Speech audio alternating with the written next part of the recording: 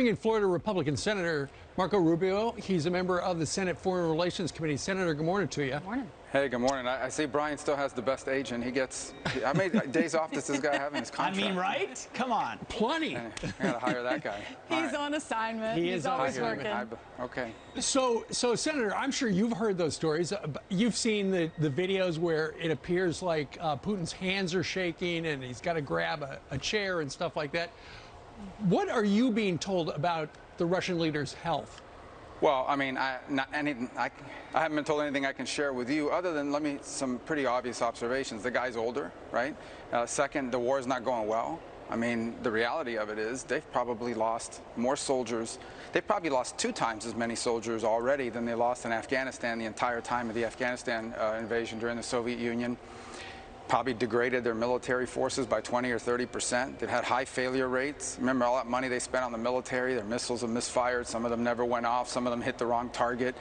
I mean, it's just gone poorly, right? Yeah. I mean, if he was an American president right now, he'd be, impeached, or at least, they'd be invoking all kinds of constitutional provisions to get rid of him. So it hasn't gone well, and certainly he knows the truth about it, and eventually that's going to impact somebody.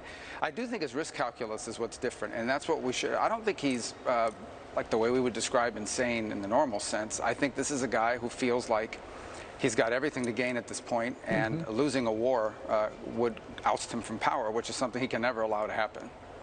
Yeah, let's talk about the border now, because DHS has outlined this plan to secure our border, they say, after Title 42 is lifted. The plans include increasing resources, personnel, transportation, medical support facilities to support border operations, more agents, more personnel. What's your reaction to that? Is that enough? It's a joke. It's a joke. The border's been overrun. It's as simple as that. And the reason why is because this administration is listening to radical left-wing activists that are basically arguing for an open border. They're going to talk about the legal process and all that, but they basically believe, there is this group of people out there that basically believe that people should be allowed to live wherever they want, in any country they want. They should be able to come across the border, and when they do, they should receive benefits from the government, benefits that people that have worked here their whole lives don't get. And so they'll say, well, we're not doing that. But if you notice, one of the 6 points that he lays out is they're going to give a bunch of money to non-government organizations.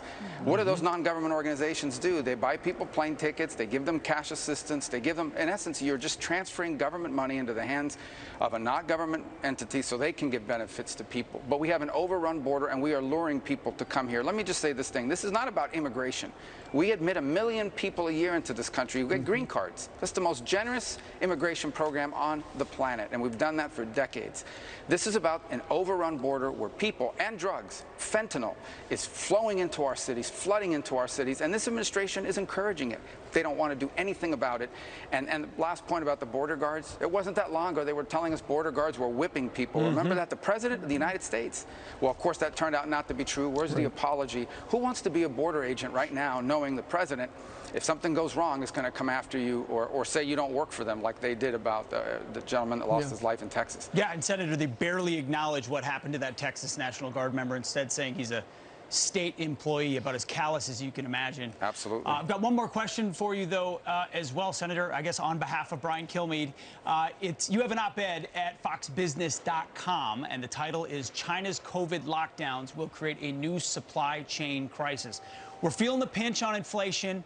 The supply chain crisis really never rectified it. You're saying it could get even worse? This will be the worst. I mean, Shanghai is the world's busiest port and export facility. I mean, and I think what this is a reminder of is something I've been talking about since 2019, before the pandemic. We buy too much stuff from China. We've got to stop doing that. Buy it from other places, make it in America. But you see how Russia's cutting off Poland from natural gas? That's what they'll do to us on a host of things, including medicine. We depend too much on China. We have to stop doing that and start making more things here in America. And that's one of the reasons why the stock market sold off yesterday as it did. Worries about what's going on in China. Senator, thank you very much for joining us live from Capitol Hill. Thanks for joining. Thank you. Thank you. You bet. Yeah. Coming up.